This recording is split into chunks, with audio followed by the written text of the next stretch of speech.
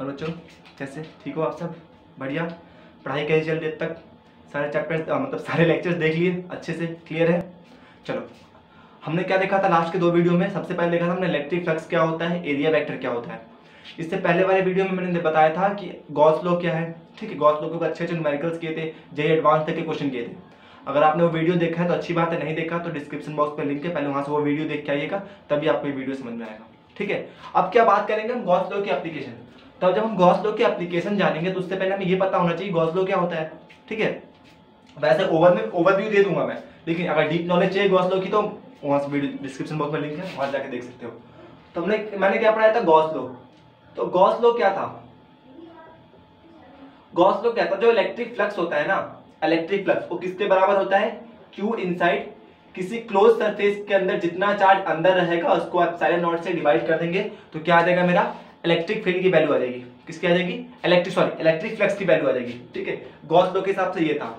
और हमने सबसे पहले वाले वीडियो में फ्लक्स का फॉर्मूला देखा था, जिसमें मैं इलेक्ट्रिक फ्लक्स बताया था। वो क्या था मेरा? E डॉट ए क्या था? एरिया वेक्टर था। ये क्या था? यूनिफॉर्म चार्ज डिस्ट्रीब्यूशन के लिए था। अगर इलेक्ट्रिक फील्ड नॉन यूनिफॉर्म होता, ये यूनिफॉर्म इलेक्ट्रिक फील्ड के लिए था। अगर इलेक्ट्रिक फील्ड नॉन यूनिफॉर्म होता तो उसके लिए क्या फॉर्मूला था? E dot D A. ठीक है, अभी सब क्या होता था, कैसे होता था, अच्छे से बता रखा है। इलेक्ट्रिक फील्ड कहाँ का होता था, ठीक है, इलेक्ट्रिक फील्ड किसकी वजह से होता था, ये सब मैंने पिछले वीडियो में अच्छे से एक्सप्लेन किया है। अब क्या बात करेंगे इसके एप्लीकेशंस के बारे में। तो इसका देखो, एप्लीकेशन ऑफ गॉस लॉ में सबसे पहला एप्लीकेशन, अगर मैं एप्लीकेशन की बात करूं, एप्लीकेशन ऑफ गॉस लॉ, तो सबसे पहला एप्लीकेशन क्या होगा? हमें क्या गॉस लॉ का यूज करते हैं हम इलेक्ट्रिक फील्ड निकालने के लिए, अलग अलग चार्ज डिस्ट्रीब्यूशन के लिए। To use Gauss law to find electric field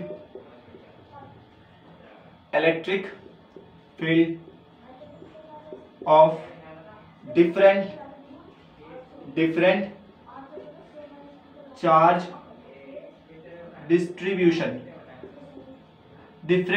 distribution, अलग अलग के चार्ज डिस्ट्रीब्यूशन के लिए, जिसको हम सिंपल तरीके से नहीं निकाल सकते हैं। ठीक है, कॉम्प्लेक्स चार्ज डिस्ट्रीब्यूशन के लिए, जिसका हम इस फॉर्मूले से नहीं निकाल सकते थे, उसके लिए हमने क्या सीखा? गॉस लॉ का यूज किया। गॉस लॉ का यूज करके हम क्या निकाल देंगे? इलेक्ट्रिक फील्ड कहीं पर भी निकाल देंगे, किसी भी चार्ज डिस्ट्रीब्यूशन के लिए। क्या कह रहा हूं मैं? किसी भी चार्ज डिस्ट्रीब्यूशन के लिए। लेकिन ये है कि कभी कभी ये कॉम्प्लेक्स होता है, ये इजी होता है, कभी कभी ये इजी होता है, ये कॉम्प्लेक्स होता है। तो हमको दोनों पढ़ना पड़ता है। अब बच्चों के मन में सवाल आता है कि सर डायरेक्ट यही क्यों नहीं पढ़ाया गया, हमें ये क्यों पढ़ाया गया? तो कभी कभी ये क्या होता है, कॉम्प्लिकेटेड हो जाता है, और ये काफी इजी रहता है। तो हम उसके हिसाब से देखते हैं हमें किस केस में गॉस लॉ लगाना है, किस केस में गॉस लॉ नहीं लगाना है। ठीक है, तो ये एप्लीकेशन है। इसका सबसे पहला यूज होता है, इसके ऊपर नोट करो एप्लीकेशन को, वहीं से स्टार्ट करते हैं। ठीक है, तो डिफरेंट लाइन चार्ज डिस्ट्रीब्यूशन की बात कर रहा हूं ना, एक एक करके स्टडी करते हैं इसकी। ठीक है, सबसे पहले होता है लॉन्ग इनफाइनाइट वायर। ठीक है, इनफाइनाइटली लॉन्ग वायर, उसके इलेक्ट्रिक फील्ड निकालेंगे। फिर सिलेंड्रिकल वायर के लिए निकालेंगे, उसके इनसाइड आउटसाइड निकालेंगे। फिर स्फेरिकल सेल के लिए निकालेंगे। मजा बहुत आने वाला है। ठीक है, तो आज देखेंगे सिलेंड्रिकल तक का देखेंगे।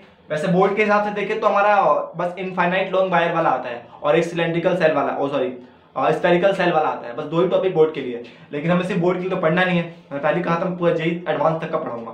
ठीक है, और आपको बता दूं मेरी ऑल इंडिया रैंक 96 थी। ठीक, मेंस में, एडवांस में नहीं, मेंस में। चलिए, और एक बहुत बड़ी टीचर क्या पिक्चर बदौलत ही कर पाया था मैं, थैंक्स फॉर। चलिए स्टार्ट करते हैं। हाँ, यहां से सबसे पहले इलेक्ट्रिक फील्ड। देखो, इसको तुम हेडिंग बोल लो या किसी डेरिवेशन के स्टार्टिंग पॉइंट बोल लो, बात एक ही है। ठीक है, अगर हेडिंग में क्वेश्चन आएगा तो ऐसे लिखा हुआ आएगा। जब तुम डेरिवेशन की स्टार्ट करोगे तो लेट वेट वाला जो पार्ट है थोड़ा बहुत लिखना होता है, वैसे जरूरी नहीं है लिखना। ठीक है, अगर फिर भी लिखना होता है थोड़ा बहुत बोर्ड में, थोड़ा बहुत लिखोगे तो इसी में से लिख सकते हो। ठीक है, तो electric field due to a long infinite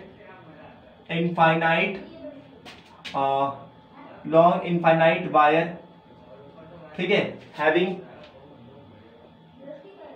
charge density linear charge density, ठीक है, किसकी दिया रहेगा ये linear charge density lambda, linear charge density lambda at a point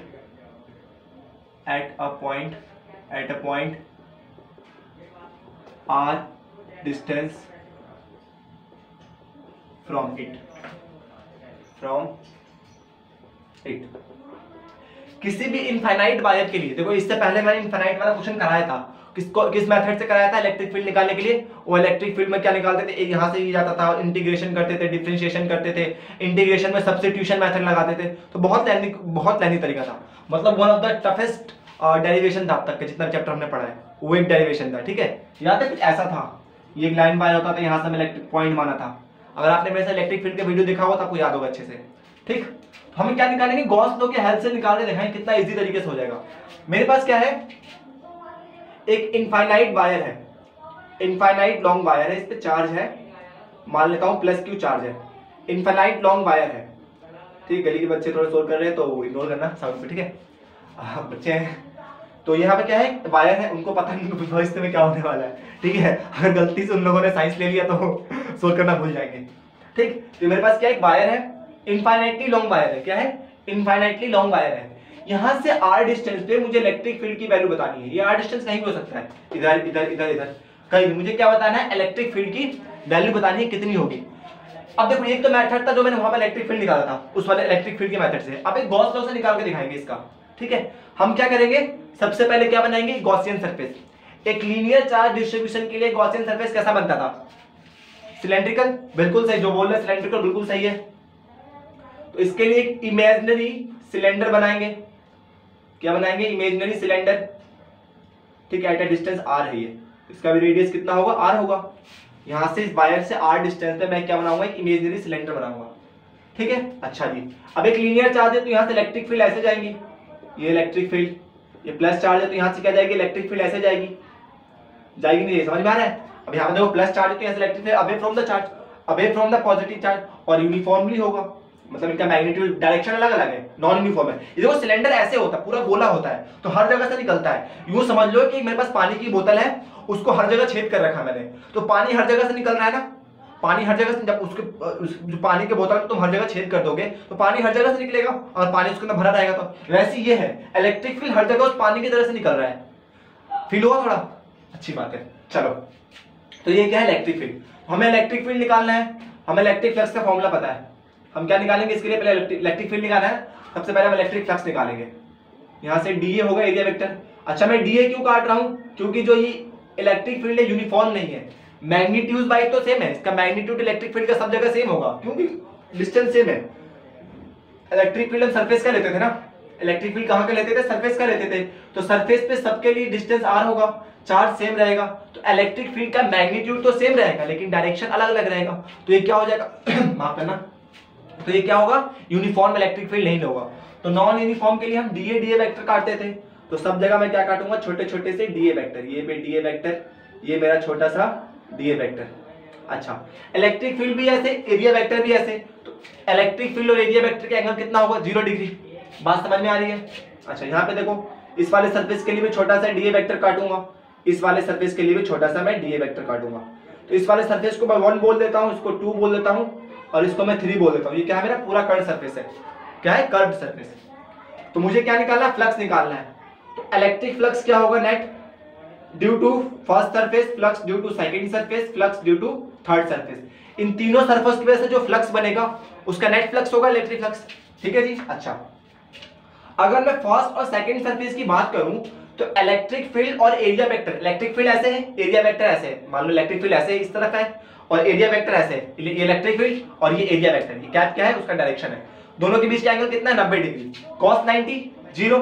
तो ये दोनों फ्लक्स तो क्या होगा, 0, क्या होगा, 0। क्यों, due to 90 degree theta, due to theta 90 degree, किसके बीच में, electric field and area vector के बीच में एंगल कितना है, 90 डिग्री। तो नेट फ्लक्स किसकी वजह से होगा, ड्यू टू Q3 और सॉरी Φ3, इसकी वजह से, थर्ड फ्लक्स की वजह से, मतलब कर्व सरफेस की वजह से। और फ्लक्स की वैल्यू निकालने का फॉर्मूला क्या था, इंटीग्रेशन ऑफ dA, यही था, ठीक है। अच्छा, E और E डॉट ए मतलब क्या है, E dA cos theta, cos theta लिखूंगा, एंगल कितना इनके बीच का 0 डिग्री। इलेक्ट्रिक फील्ड भी ऐसे, थर्ड सरफेस के लिए इलेक्ट्रिक फील्ड भी ऐसे, एरिया वेक्टर भी ऐसे, एंगल 0। cos 0 कितना होता है, तो यहां से फ्लक्स देखता हूं नेट, तो यहां पे नेट फ्लक्स कितना आएगा मेरा, integration of E dA cos 0 is 1। E की वैल्यू कांस्टेंट रहेगी, क्यों, अगर मैग्नीट्यूड की बात करें तो E की वैल्यू कांस्टेंट, तो यहां से E कॉमन, और dA का इंटीग्रेशन क्या होगा, कर्व सरफेस एरिया क्या है, सिलेंडर है, सिलेंडर के कर्व सरफेस एरिया का फॉर्मूला क्या होता है, 10वीं क्लास में पढ़ा था यार, मतलब हद है, 2 पाई आर एच होता था। यहाँ पे हाइट क्या है मान लेता हूँ, इसका लेंथ कितना है, ये जो हमारा ये है ना एल लेंथ का है, जो हमने सिलेंड्रिकल सरफेस बनाया है गॉसियन सरफेस, वो एल लेंथ का है, रेडियस आर है, स्मॉल आर है, ठीक है। तो 2 पाई आर एच, एच क्या होता था, ये हाइट, यहाँ पे हाइट क्या है, एल है। अभी कन्वेंशन मान रखा, तुम्हें एच मानना है तो एच मानने कर लो, तुम्हें रेडियस कैपिटल आर मानना है तो कैपिटल आर मान करो, ठीक है। तो मैं नॉर्मल तरीके से करा रहा हूँ। ये तो क्या है मेरा इलेक्ट्रिक फ्लक्स आया ड्यू टू इस फॉर्मूले से।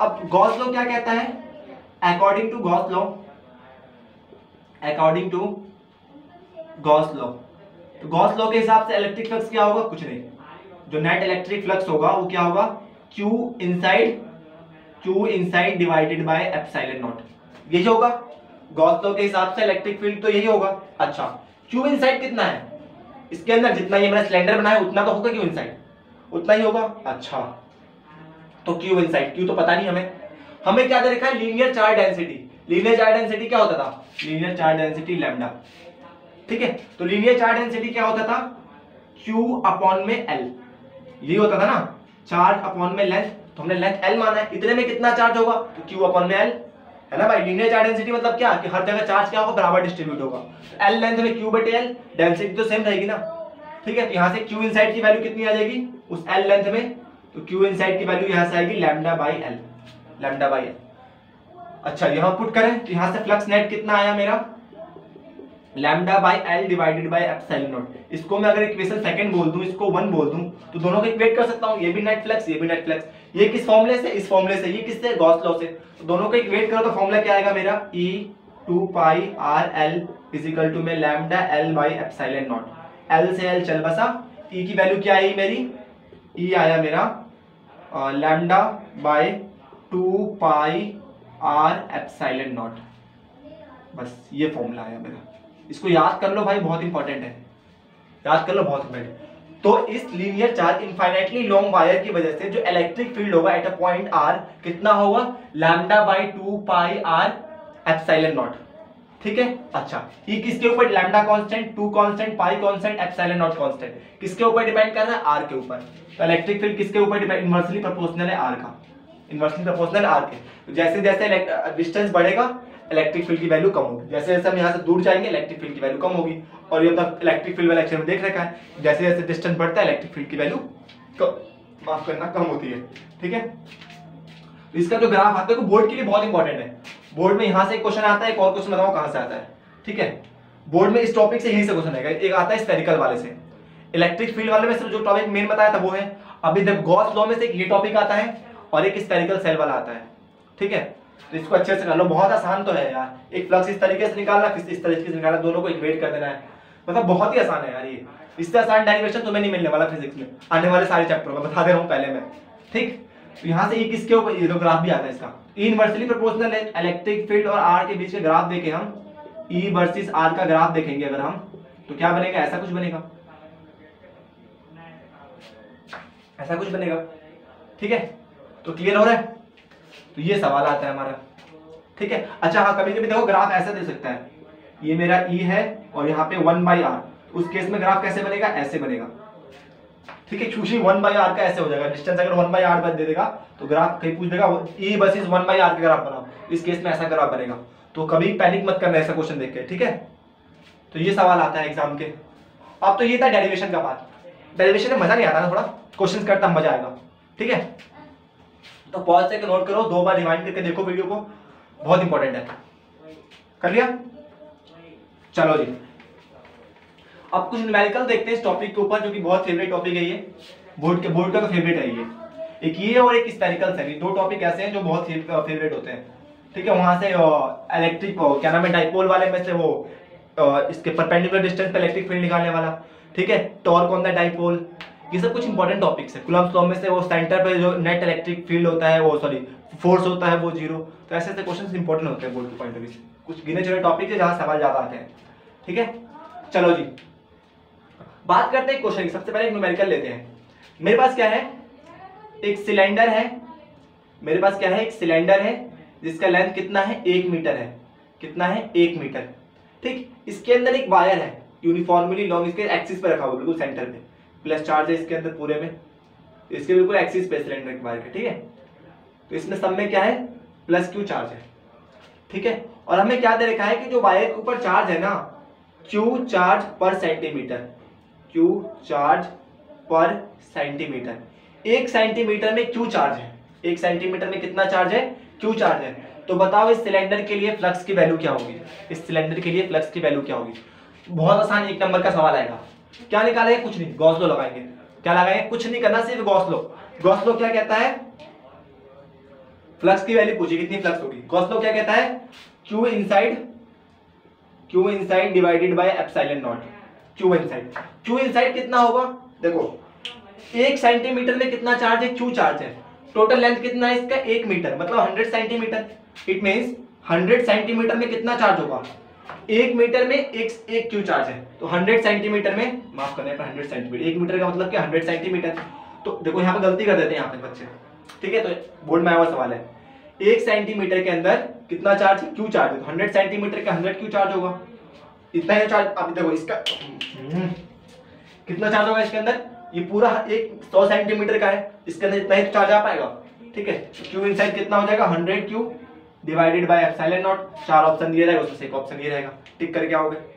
ठीक है, तो इतने सस्ते सवाल आते हैं यार, मतलब कुछ नहीं आता, मतलब बहुत ही आसान है यार। बोर्ड के एग्जाम की बात करो तो मतलब इससे तो आसान हो ही नहीं सकता कुछ भी, मतलब बहुत छोटा सिलेबस देते हैं हम लोगों को।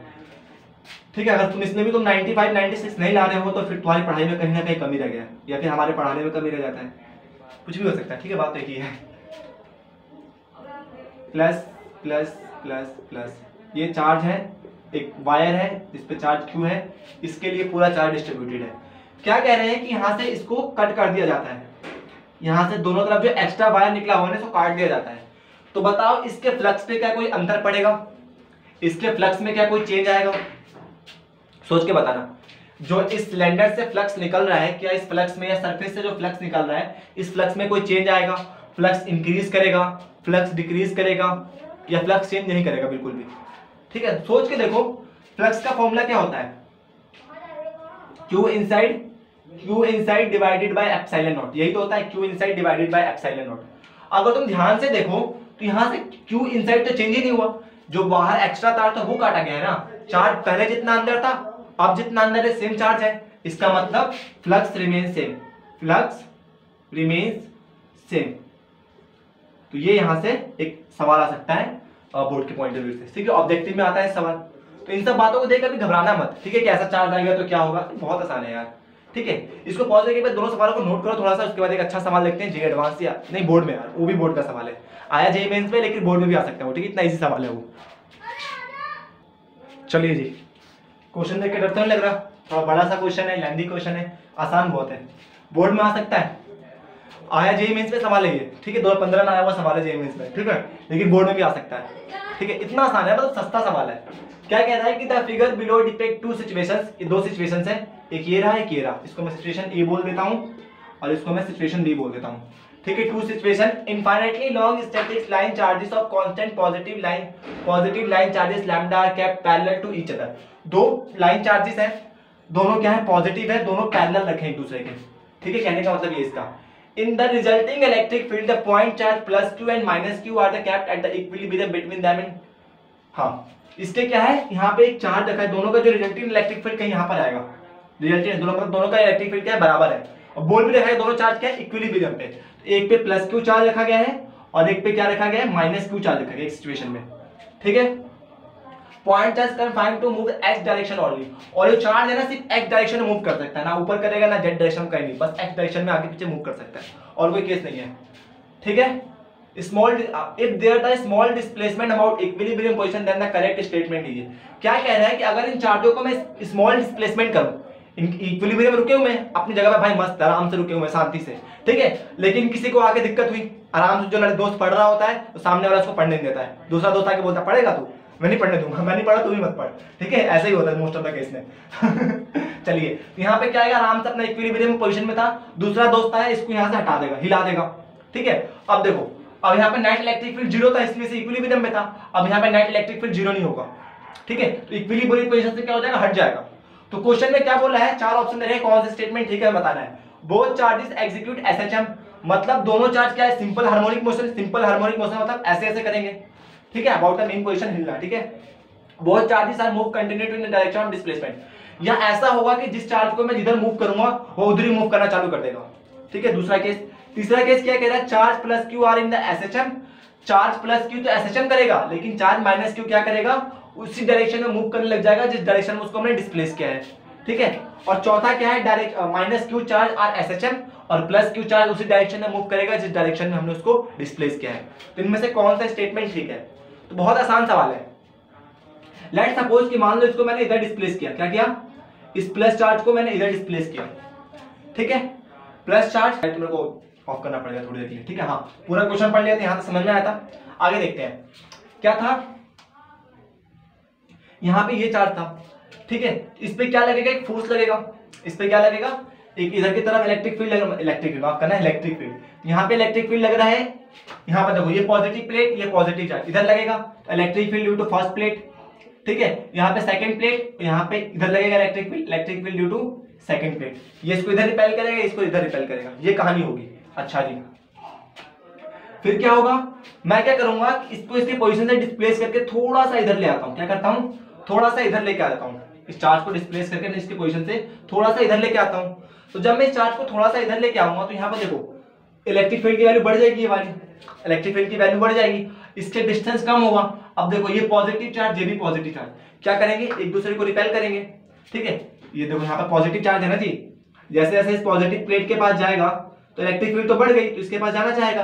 अब अपने एग्जैक्ट पोजीशन से हट गया, ये इलेक्ट्रिक फील्ड ज्यादा हो गया, जैसे मैं इसको इधर डिस्प्लेस करूंगा, देखो पहले इक्विलिब्रियम में था, यहाँ पे नेट इलेक्ट्रिक फील्ड जीरो था, ठीक है, इसीलिए किसमें इक्विलिब्रियम में, इसको मैं इधर लाया तो ये वाला इलेक्ट्रिक फील्ड ज्यादा हो गया, तो ये क्या चाहेगा, इसको जैसे इधर आया तो ये वाली इलेक्ट्रिक फील्ड ज्यादा हो गई, E2 की वैल्यू ज्यादा हो गई, जैसे मैं इसको इधर लेके आया, यहाँ से इस चार्ज को देखो, यहाँ चार्ज यहाँ पे था, इस चार्ज को मैं यहाँ पे लेके आया तो E2 की वैल्यू क्या हो जाएगी, सॉरी E1 की वैल्यू क्या, इधर की तरफ E लग रहा है ना, E1 की वैल्यू देखो डिस्टेंस कम हुआ, E1 की वैल्यू बढ़ेगी, E1 देखो यहाँ से मैं खींच के, यहाँ आना नहीं चाहता था ये, मैंने क्या किया, इसको मान लो ऐसे चार्ज है, ठीक है, तो इस देखो यहाँ आना नहीं चाहता था, यहाँ पे electric field net field zero है, तो इसको मैं खींच के इधर लेके आया, ठीक है। अब इस प्लेट की वजह से यहाँ पे जो इलेक्ट्रिक फील्ड इधर की तरफ लग रही थी उसकी वैल्यू कम हो जाएगी, क्योंकि डिस्टेंस कम हो गया ना इस प्लेट के बीच में, जब डिस्टेंस कम होगा तो इसके बीच का डिस्टेंस कम होगा तो इलेक्ट्रिक फील्ड की वैल्यू बढ़ जाएगी, तो ये क्या करेगा, इसको ज्यादा फोर्स से इधर भेज पाएगा, क्योंकि इलेक्ट्रिक फील्ड का इंटेंसिटी क्या हो गया, बढ़ गया, तो इसको क्या करेगा, ज्यादा फोर्स से इधर भेज देगा, क्या करेगा, ज्यादा धक्का लगा के,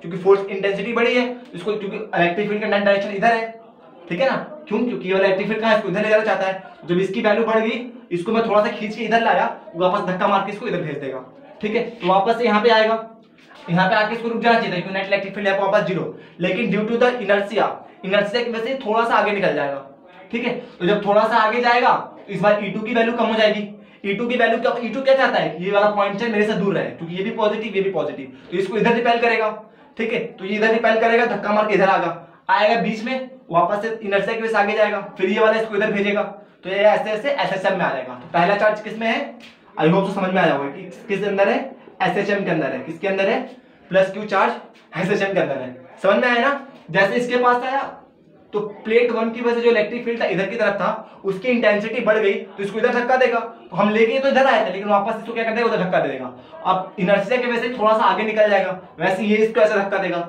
ये कहानी होगी, क्लियर है। ये तो पहले वाला एसएचएम में।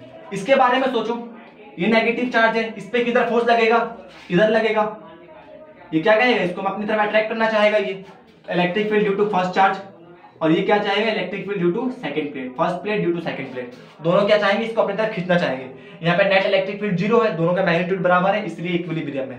मान लो इसको मैं थोड़ा सा इधर डिस्प्लेस कर देता हूँ, ठीक है, अब क्या होगा, ये वाला इलेक्ट्रिक फील्ड ज्यादा बढ़ गया और ये इसको इधर धक्का देगा नहीं, क्यों, क्योंकि चाहता है कि मेरी तरफ आए, अब इसका फोर्स बढ़ गया, इसको बल मिल गया होगा, दोनों यहाँ पर तो बराबर है, दोनों अपनी तरफ खींच लेते हैं, लेकिन दोनों बराबर थे, ठीक है। लेकिन जब इसको मैं थोड़ा सा इधर लेके आया तो इसका ताकत बढ़ गया, तो क्या कर लेगा, इसको अपनी तरफ खींच लेगा। ये क्या होगा, जिधर हम इसको डिस्प्लेस करेंगे उसी डायरेक्शन में मूव करना चालू कर देगा। ठीक है, अब ऑप्शन देखते हैं। पहला option, both charges are execute SHM, नहीं। Both charges are move in continuous direction of displacement, नहीं। दोनों चार्ज एक ही डायरेक्शन में मूव नहीं कर रहे, जिस डायरेक्शन में उसको हम डिस्प्लेस कर रहे हैं उसी डायरेक्शन में मूव नहीं कर रहे दोनों चार्ज, ना दोनों चार्ज एसएचएम कर रहे हैं। तीसरा क्या कह रहा है, plus q are in SHM, बिल्कुल, प्लस क्यू किसमें है, एसएचएम में है। And minus q move in the direction of displacement, बिल्कुल सही, जिधर इसको मैं डिस्प्लेस कर रहा हूं उधर ही मूव करना चालू कर दे रहा है। ये क्या कह रहा है, माइनस क्यू आर एसएचएम में, माइनस क्यू एसएचएम में है नहीं। ठीक है, तो एक बहुत इंपॉर्टेंट सवाल था, इसको पॉज करके नोट करो। ठीक है, तब तक मैं थोड़े बाहर के नॉइज को कम करने की कोशिश करता हूँ। ठीक है, पॉज करके नोट करो इसको। देखो यार, ये क्वेश्चन है, वो बाहर के पास कम होने वाला नहीं है, देखते हैं ऐसे। जब तक मैंने क्वेश्चन लिख लिया, क्या कह रहा है, infinitely long uniformly line charge distribution. मेरे पास क्या है, infinitely long uniform charge distribution है, per unit length lambda lies. ठीक है, क्या है उसका पर यूनिट चार्ज कितना है, लैम्डा है, मतलब इसकी चार्ज डेंसिटी दे रखी है लैम्डा। ठीक है, lies parallel to the y axis, देखो ये वाई एक्सिस है ना, इसके पैरेलल ये रखा हुआ है, इस चार्ज के लॉन्ग चार्ज को। ठीक है, इसके पैरेलल रखा गया इन द वाईजेड प्लेन। देखो ये वाईजेड प्लेन है ना, ये वाई और ये वाला एक्स प्लेन, तो यहाँ से ऐसे है, एक्स प्लेन कहाँ है, ऐसे है, इसके ऊपर तो नहीं है, इस प्लेन में है। ये मान लो जेड है और ये वाई है, इस प्लेन के ऊपर क्या रखा गया, चार्ज को रखा गया है वाई एक्सिस के पैरेलल। माफ करना यार, पता नहीं क्या हो गया आज। ठीक, वाईजेड प्लेन। ठीक है, at a z is equal to में √3/2a। तो यहाँ से जो डिस्टेंस है ना जेड के, देखो इसने मान रखा क्वेश्चन में दे रखा है ऐसे, तो ठीक है, यहाँ जो जेड का डिस्टेंस है ऐसे, ये नॉर्मली हम लोग क्या पढ़ते हैं कि ये वाई है, पता नहीं क्यों जानबूझ के देते हैं वो, क्योंकि हमें सिखाया नहीं जाता है कि ऊपर वाला हम वाई लेते हैं, कुछ भी ले सकते हैं। ठीक है, हमें सीखा होता है तो थोड़ा दिमाग में ये रहता है, जेड हम ले सकते हैं। ठीक है, कोई दिक्कत नहीं, आपको पता भी होगा 12वीं क्लास में हो तो। ये डिस्टेंस कितना है, 3/2a, कितना है, √3/2a है, यहाँ से जो डिस्टेंस है। क्लियर है, अच्छा, मतलब मेरे को ये वाली डिस्टेंस मिल गई यहाँ से √3/, देखो ये ऐसे है, इस चीज को ऐसा समझ सकते हो कि यहाँ पर ये क्या है, ऐसे रखा हो, इस चीज को हमने कैसे रखा है, इस रेक्टेंगुलर शीट को ऐसे रखा गया है। ठीक है, तो यह इसके पैरेलल एक चार्ज रखा गया है यहाँ पे क्या है, इसको मान लेते हो ये चार्ज है, ये क्या है, मेरा चार्ज है। ठीक है, ये क्या है, लीनियर चार्ज डेंसिटी है, ये मेरा वाई एक्सिस है नीचे ये वाला। ठीक है, यहाँ पे ये ऊपर वाला जेड एक्सिस, यहाँ पे एक ऐसे चार्ज को रखा गया है। ठीक है, अब देखो इसमें तो एक्स एक्सिस में कुछ नहीं है, इधर की तरफ ऐसे होता तब एक्स एक्सिस में आता, तो ये किसमें, वाई और जेड के, वाई जेड प्लेन में है, वाई के पैरेलल है। ठीक है, यहाँ पे एक रेक्टेंगुलर शीट रखा गया है, क्या रखा गया है, रेक्टेंगुलर शीट। रेक्टेंगुलर शीट से इसका डिस्टेंस कितना है, √3/a, मतलब ये वाला डिस्टेंस कितना है, √3/a। आई होप सबको क्लियर हो रहा होगा।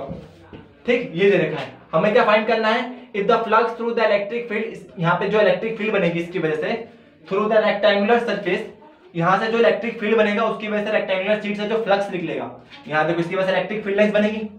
ठीक है, इसकी वजह से जो इलेक्ट्रिक फील्ड लाइंस बनेगी उस फील्ड लाइन यहाँ से पास करेंगी, क्योंकि यहाँ कॉपी रखा है, यहाँ से इलेक्ट्रिक फील्ड लाइंस बाहर निकलेंगी। मान लो ये चार्ज है मेरा, तो यहाँ से इलेक्ट्रिक फील्ड लाइंस बाहर निकलेंगी, इधर की तरफ हर तरफ बाहर निकलेंगी, यहाँ से पास करेगा परपेंडिकुलर, तो उसकी वजह से इसके अंदर फ्लक्स जनरेट होगा नहीं होगा। तो flux rectangular surface AB sitting lying in the yz plane, किसमें रखा गया है, वाई और एक्स वाई प्लेन में। तो ये वाला एक्स था, ये वाला वाई था, एक्स वाई प्लेन में रखा गया है। ठीक है, एक्स वाई प्लेन में विद सेंटर ओरिजिन, इसका सेंटर क्या है, ओरिजिन है। ठीक है, इसका जो सेंटर है रेक्टेंगुलर शीट कितना है, ओरिजिन पे है। ठीक है, कितना है, फ्लक्स की वैल्यू मतलब इज ये, मतलब फ्लक्स कितना, देखो ना यहाँ पे देखा, इज द फ्लक्स इज ये, तो फ्लक्स की वैल्यू कितनी दे रखी है, λ/L n epsilon not. Find the value of n की वैल्यू फाइंड करनी है। बहुत बढ़िया सवाल है, बहुत बढ़िया सवाल, जे मींस एडवांस है वो सवाल 2015 में। ठीक है, तो कैसे करेंगे, अब देखो ये मेरा चार्ज डेंसिटी था, क्या था, चार्ज डेंसिटी। ठीक है, ये क्या था मेरा रेक्टेंगुलर शीट, रेक्टेंगुलर का लेंथ कितना है, इसका L लेंथ का है, ये जो लेंथ है L है और ये साइड A है। ठीक है, ये साइड A है, याद रखना। ठीक है, ये वाला पूरा यहाँ से लेकर साइड यहाँ तक A है। तो देखो ये चार्ज है मेरा, ये ऐसे रखा गया है। ठीक है, इसका लेंथ कितना है, ये वाला L है, L, और ये वाला A है।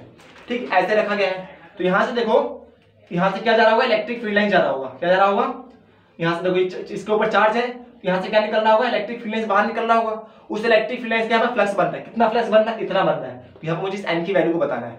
तो कैसे करेंगे, यहाँ पे क्या करूंगा मैं, इसके लिए मैं इलेक्ट्रिक फील्ड की वैल्यू निकालूंगा। एक लीनियर चार्ज के लिए मैं इलेक्ट्रिक फील्ड की वैल्यू निकाल सकता हूँ, एक वायर के लिए कैसे निकालूंगा, यहाँ पे क्या बनाऊंगा मैं, एक गॉसियन सरफेस। इसके लिए गॉसियन सरफेस कैसा बनेगा, सिलेंड्रिकल बनेगा, बनेगा नहीं बनेगा, इसके लिए गॉसियन सरफेस सिलेंड्रिकल बनेगा। गॉसियन सरफेस का लेंथ क्या लूंगा मैं, ये लेंथ L है ना, इतना बड़ा यहाँ पर मैं गॉसियन सरफेस लूंगा, कितना बड़ा लूंगा, इतना बड़ा। इतना बड़ा मैं यहाँ पे गॉसियन सरफेस लूंगा, ठीक है, जितना बड़ा इसका लेंथ है उतना गॉसियन सरफेस लूंगा। अब उस गॉसियन सरफेस से क्या होगा, इलेक्ट्रिक फील्ड लाइन चारों तरफ बाहर निकलेंगी, ऊपर की तरफ हमारा रेक्टेंगुलर पेपर गिर गया, ठीक है, समझ में आ गया ना। तो अब यहाँ पे जो मैं गॉसियन सरफेस बनाऊंगा तो उसकी चारों तरफ से इलेक्ट्रिक फील्ड लाइंस बाहर निकलेंगी, इधर से भी, इधर से भी, इधर से भी, ठीक है। लेकिन यहाँ से कितनी पास करेंगी, यहाँ से कितनी पास करेंगी, इसको देखो, यहाँ से कितनी पास करेंगी, ये वाला यहाँ से जो एंगल बन रहा होगा, गॉसियन सरफेस है, इसके सेंटर से यहाँ से इस कोने से जो एंगल बन रहा होगा उतनी तो इलेक्ट्रिक फील्ड पास करेंगे। इलेक्ट्रिक फील्ड पूरे 360 डिग्री में निकल रही है, लेकिन पास कितनी कर रही है, बस यहाँ से ये वाला और यहाँ से इतने से पास करेंगी। तो इस इलेक्ट्रिक यहाँ से मैं अगर ये एंगल निकाल दूं, ये वाला यहाँ पर है, यहाँ से ये वाला एंगल देखो ऐसे, अब यहाँ पर समझ के देख सकते हो इसको। यहाँ पे मैं क्या बनाऊंगा, गॉसियन सरफेस कितना लेंथ, जितना इस रेक्टेंगुलर शीट का लेंथ, इसका भी लेंथ कितना रखूंगा मैं, एल रखूंगा, क्योंकि ये वाला लेंथ कितना है मेरा, एल है, ठीक है। तो यहाँ से जो इलेक्ट्रिक फील्ड लाइन निकलेगी इधर भी निकलेगी, ठीक है, इधर भी निकलेगी, चारों तरफ निकलेगी। लेकिन हमें किससे मतलब है, हमें तो सिर्फ इससे मतलब है ना, जो यहाँ से इलेक्ट्रिक फील्ड लाइन बनी थीटा एंगल से, है ना। इस चीज को यहाँ पे देख सकते हो, देखो यहाँ से ये मान लो ये सीट यहाँ पे ऐसे रखा गया है, ठीक है। तो हमें तो सिर्फ इस एंगल से यहाँ से इतनी इलेक्ट्रिक फील्ड लाइंस बाहर निकलेंगी, ठीक है, इस कोने से लेके इस कोने तक, है ना। देखो ना यहाँ से पूरे में ऐसे गोल गोल बिखरेगा ऐसे, देखो ये वही पानी का सोच सकते हो कि पानी पूरी जगह छेद है तो सब जगह बिखरेगा, ठीक है। तो यहाँ से कितना पास करेगा, जितना वहां से इसका एंगल बन रहा होगा कोने से। तो मुझे अगर ये एंगल मिल जाएगा तो मैं इलेक्ट्रिक फ्लक्स की वैल्यू बता सकता हूँ कितनी होगी, ठीक है। तो वहां से मेरे एन की वैल्यू आ जाएगी, ठीक है। तो मैं इलेक्ट्रिक फील्ड पहले इसके लिए इलेक्ट्रिक फील्ड कैलकुलेट करता हूँ, कितना होगा इसके लिए इलेक्ट्रिक फील्ड क्या होगा, Q inside divided by epsilon not, Q inside divided by epsilon not plus की वैल्यू, क्यू इनसाइड की वैल्यू क्या होगी, लैम्डा बाय एल होगा, नहीं होगा, ये एल डिस्टेंस है, चार्ज क्यू है इसके अंदर, ठीक है। तो हमें चार्ज क्यू की वैल्यू पता नहीं, हमें चार्ज इनसाइड चाहिए ना, चार्ज क्यू की वैल्यू नहीं पता, लेकिन चार्ज पर यूनिट लेंथ पता है लैम्डा, और पूरा लेंथ कितना है एल, तो क्यू इनसाइड कितना हो जाएगा, lambda by L epsilon naught, ये होगा। ये बात समझ में आ रही है, इतना होगा, ठीक है। कितने के लिए होगा, 360 डिग्री के लिए होगा, क्योंकि जो ये मेरा यहाँ से इलेक्ट्रिक फील्ड निकलेगा 360 डिग्री के लिए निकलेगा ना, जो ये सिलेंडर है इसके चारों तरफ से गोल में से पूरे में से निकल रहा होगा, ये पूरा देखो ऐसे फील हो रहा है, पूरा में ऐसे निकलेगा, ये इलेक्ट्रिक फील्ड ऐसे पूरा ऐसे निकलेगा। 360 के लिए कितना है, 360 डिग्री के लिए एप्सिलॉन नॉट, 1 डिग्री के लिए कितना होगा, नहीं 360 यहाँ पे आ जाएगा, ठीक है। 1 डिग्री के लिए इतना इलेक्ट्रिक फ्लक्स होगा। अगर मुझे ये एंगल पता लग जाएगा कि ये एंगल कितना है, ये वाला एंगल, तो उतने के लिए निकाल सकता हूँ, 1 के लिए पता है उतने डिग्री के लिए निकाल दूंगा, 2 के लिए इसका 2 गुना, 3 के लिए इसका 3 से मल्टीप्लाई कर दूंगा, 4 के लिए 4 से मल्टीप्लाई। तो मुझे ये एंगल पता है, मैं एंगल क्यों निकाल रहा हूँ, समझ में आ रहा है ना। जो ये ऐसे था और ये ऐसे था, यहाँ पे जब मैं सिलेंडर बनाऊंगा तो पूरा ऐसे बनेगा इस लेंथ का, तो यहाँ से जितनी इलेक्ट्रिफाइड लिया और ये हमें तो बस ये चाहिए, तो यहाँ से जो एंगल बन रहा है ये वाला वो निकाल दूंगा तो काम हो जाएगा मेरा। ये देखो ना, यहाँ से ये मान लो ये था मेरा ये, तो यहाँ से इलेक्ट्रिक फील्ड लाइंस ऐसे निकल रही थी, यहाँ से इलेक्ट्रिक फील्ड लाइंस ऐसे निकल रही थी, तो मुझे ये वाला एंगल चाहिए ना, और इसके बीच से बहुत सारी निकल रही होगी, तो मैंने बस ये दोनों एंगल चाहिए, इन दोनों पहले वाले और लास्ट वाले के बीच में, इस कोने के इसके उस कोने के बीच का, मुझे उन दोनों एंगल से मतलब है, ठीक है। तो वो एंगल कैसे निकलेगा, तो बहुत ईजी है। ये देखो पूरा पेपर था, यहाँ से परपेंडिकुलर डिस्टेंस मुझे पता है कितना है, √3/a, इस चीज को समझ सकते हैं हम। यहाँ से परपेंडिकुलर डिस्टेंस कितना है, √3/a, √3/2a, परपेंडिकुलर डिस्टेंस ये है। एंगल कहां बन रहा है, ऊपर बन रहा है, ये देखो ना एंगल कहां बन रहा है, ये वाला एंगल ऊपर बन रहा है ना, ये वाला डिस्टेंस यहाँ से मेरे को पता है, कौन सा डिस्टेंस, ये वाला डिस्टेंस। इस पूरे एंगल को अगर मैं थीटा बोल दूं, पूरे एंगल को थीटा, तो इस वाले एंगल को थोड़ी देर के लिए अल्फा बोल देता हूँ, ठीक है, या फिर θ1 या θ2, इसको θ1 इस आधे को θ2, तो ये वाला डिस्टेंस मेरे को पता है √3/2a है कि नहीं, ये वाला यहाँ से परपेंडिकुलर डिस्टेंस, ठीक है। एक इस कोने पे जा रहा है, एक इस कोने पे, इसके बीच का परपेंडिकुलर डिस्टेंस पता है, ठीक है। ये वाला लाइन पता लगा सकते हैं हम, ये देखो कहां से निकाल रहा था मैं, यहाँ से ये वाला लाइन L था, ये पूरा A था, सेंटर यहाँ था, सेंटर से परपेंडिकुलर डिस्टेंस ये जब पूरा A होगा तो a/2 नहीं होगा, ये वाला डिस्टेंस a/2, ये पूरा L था, ये वाला डिस्टेंस a/2 होगा, नहीं होगा, ठीक है। ये वाला यहाँ से है ना ऐसे, उस चीज को मैं दिखा नहीं पा रहा हूँ, ये वाला मेरा था कितना, ये A है मेरा, इस चीज को मैंने यहाँ पे ऐसे करके बनाया है, तो ये वाला डिस्टेंस a/2 होगा, ठीक है। तो मेरे को ये भी मिल गया कितना, a/2, तो यहाँ थीटा निकाल सकते हैं, इसके लिए परपेंडिकुलर ये बेस tan थीटा क्या होगा मेरा, परपेंडिकुलर अपॉन में बेस, परपेंडिकुलर कितना है a/2, बेस कितना है √3/2a, a से a चल बसा, 2 से 2 चल बसा, tan थीटा कितना आया 1/√3, तो थीटा की वैल्यू कितनी हो जाएगी 30 डिग्री। तो ये देखो ये वाले θ2 की वैल्यू कितनी आएगी 30 डिग्री, जो ये है वो ये, मतलब टोटल थीटा कितना हो जाएगा 60 डिग्री, कितना हो जाएगा 60 डिग्री। तो 1 डिग्री के लिए इतना फ्लक्स है, तो 60 डिग्री के लिए कितना फ्लक्स होगा, 60 से मल्टीप्लाई कर दो तो ये 6 आएगा, 6 एप्सिलॉन नॉट। यहाँ से कंपेयर कर सकते हो फ्लक्स, ठीक है। एन की वैल्यू कितनी आएगी, फ्लक्स कितना है lambda l by 6 epsilon naught. N की वैल्यू कितनी हो जाएगी कंपेयरिंग पे 6, ठीक है। तो ये एडवांस में आया हुआ सवाल है, फील हुआ क्वेश्चन, दोबारा से रिवाइंड करके देखना भाई, ठीक है। एक अच्छा सवाल था, इसको पॉज करके नोट करो एक बार, फिर आगे बढ़ते हैं अगले टॉपिक पे। तो इससे बाहर ना इस टॉपिक से सवाल नहीं आ सकता है, ठीक है। जितने क्वेश्चन बन सकते हैं अच्छे से सारे करा दिए मैं, देखो सर 40 मिनट के आसपास का वीडियो हो गया होगा ये, ठीक है। लेकिन हाँ अच्छे अच्छे क्वेश्चन देख लिए, 2 मेंस में आए हुए सवाल देख लिए, ठीक है।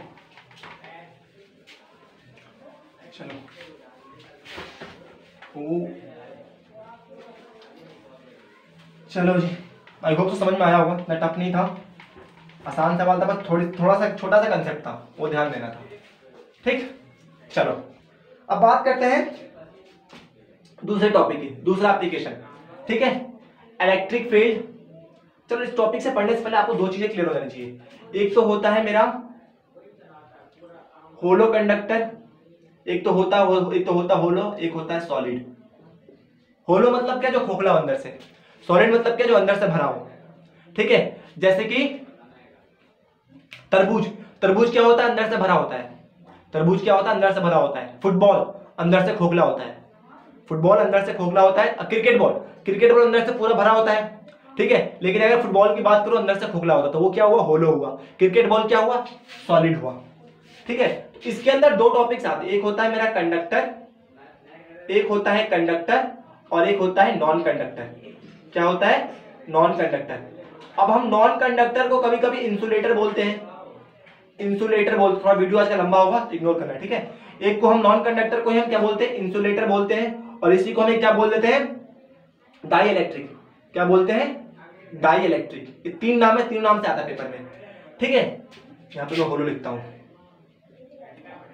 देखो होलो के केस में, होलो के केस में क्या होगा, चाहे वो कंडक्टर हो चाहे वो नॉन कंडक्टर हो, चाहे वो कंडक्टर हो चाहे वो नॉन कंडक्टर हो, charge given to surface, given to surface raised on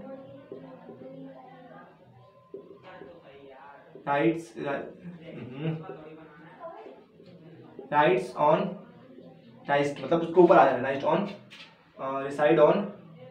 resides on the surface, मतलब क्या समझा रहा हूं, charge given to a surface, ठीक है, रिसाइड ऑन द सरफेस, ठीक है, सरफेस के ऊपर आ जाए, चार्ज गिवन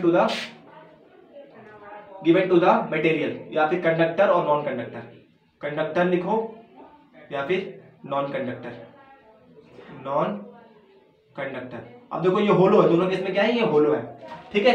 चार्ज क्या होगा, किसके ऊपर आ जाएगा, इसके सरफेस के ऊपर आ जाएगा, किसके ऊपर आ जाएगा, सरफेस के ऊपर, ठीक है। अगर हम यहाँ पे एक मेरे पास होलो कंडक्टर है, ठीक है, या फिर नॉन कंडक्टर है, उसके बीच में अगर मैं चार्ज डालूंगा तो क्या हो जाएगा, वो इससे किस में आ जाएगा, इसके किस पे आ जाएगा, सरफेस पे आ जाएगा। कंडक्टर में तो समझ में आता है, कंडक्टर क्या करता है कि चार्ज को अपने अंदर मूव करना जाता है। मान लो कि मेरे पास यहाँ पे एक कंडक्टर है, क्या है, यहाँ पे एक कंडक्टर है, ठीक है। यहाँ पे मैंने क्या रखा, पॉजिटिव चार्ज रखा बहुत सारा, ठीक है, पॉजिटिव चार्ज दिया। तो अब ये पॉजिटिव चार्ज हो गए तो यहाँ पे क्या होंगे, दोनों में रिपल्सन होगा, दोनों चार्जों में रिपल्सन होगा, और कंडक्टर क्या करता है, चार्ज को फ्लो होने देता है, अपने अंदर चार्ज को फ्लो होने देता है, ठीक है। तो ये क्या होंगे, एक दूसरे से दूर भागेंगे मैक्सिमम दूरी पे, तो ये इस सरफेस पे आ जाएगा, ये दूसरा वाला चार्ज इस सरफेस पे आ जाएगा। इसीलिए क्या होता है, कंडक्टर के केस में जितने भी चार्ज होते हैं उसके सरफेस पे चले जाते हैं, ठीक है, सब जगह होगा, सारे चार्ज कहां चले जाएंगे, सरफेस पे। क्यों, कंडक्टर क्या करता है, चार्ज को अपने तरफ अपने और मूव दे देता है, चार्ज को अपने अंदर मूव होने देता है, ठीक है, मोशन प्रोवाइड करता है। सारे चार्ज क्या होना है, इसके सरफेस पे आ जाएंगे, उसके बाद रुक जाएंगे। इस सरफेस से बाहर क्यों नहीं जाएंगे, क्योंकि बाहर कोई मीडियम नहीं है, बाहर कंडक्टर नहीं है, कंडक्टर यहीं तक है, बाहर चार्ज मोशन नहीं कर सकता, सिर्फ कंडक्टर के अंदर मोशन कर सकता है। होलो के केस में, नॉन कंडक्टर के केस में क्या होगा, नॉन कंडक्टर तो चार्ज अपने अंदर फॉलो होने नहीं देता, नॉन कंडक्टर तो चार्ज अपने अंदर फॉलो होने नहीं देता। उस केस में क्या होगा, चार्ज डालेंगे तो कुछ है नहीं यहाँ पे, तो अपने आप गिर के नीचे आ जाएगा, गिर के इधर आ जाएगा, इसीलिए क्या होता है, सरफेस पे आ जाता है नॉन कंडक्टर के केस में भी, ठीक है। लेकिन जब होलो होना चाहिए। सॉलिड की बात करें तो सॉलिड में क्या होगा, charge given to solid conductor resides on its surface, उसके सरफेस पे आ जाएगा, क्यों? क्योंकि मूव करने देता है, लेकिन but not reside in non conductor. Non conductor में ये सरफेस पे नहीं आएगा, बस यही अंतर है, नॉन कंडक्टर पे ये सरफेस पे नहीं आएगा। ठीक है, इतनी सी बात है, ये बात याद हो जाएगा तो उसके बाद का टॉपिक तो आसान है। याद रखना, होलो कंडक्टर हो नॉन कंडक्टर हो, चार्ज हमेशा सरफेस पे रहेगा। ठीक है, सॉलिड में क्या होगा, अगर कंडक्टर है तो चार्ज सरफेस पे रहेगा, नॉन कंडक्टर है तो सरफेस पे नहीं रहेगा, पूरे वॉल्यूम में डिस्ट्रीब्यूट रहेगा। ठीक है, ये टॉपिक समझ में आया, उसके बाद आसान है। क्लियर है? चलो आगे बढ़ते हैं, आगे बढ़ते हैं, एक अच्छा डेरिवेशन करते हैं। देखो ये बोर्ड के लिए डेरिवेशन इंपॉर्टेंट नहीं है, लेकिन इसमें कुछ ऐसे पॉइंट्स हैं जो बोर्ड के लिए 41 मिनट हुआ, ज़्यादा टाइम नहीं हुआ। ठीक है, बोर्ड के लिए डेरिवेशन बोर्ड में नहीं है। ठीक है, लेकिन इसमें कुछ ऐसे पॉइंट हैं जो बोर्ड के क्वेश्चंस में काम आता है, आगे आने वाले टॉपिक्स में काम आएगा। ठीक है, तो चाहो तो आप जा सकते हो, आपको देखने का मन है तो देख सकते हो। ठीक है, चलो डेरिवेशन देखते हैं। आज का दूसरा यूज देखते हैं गॉस लॉ का। Electric field due to long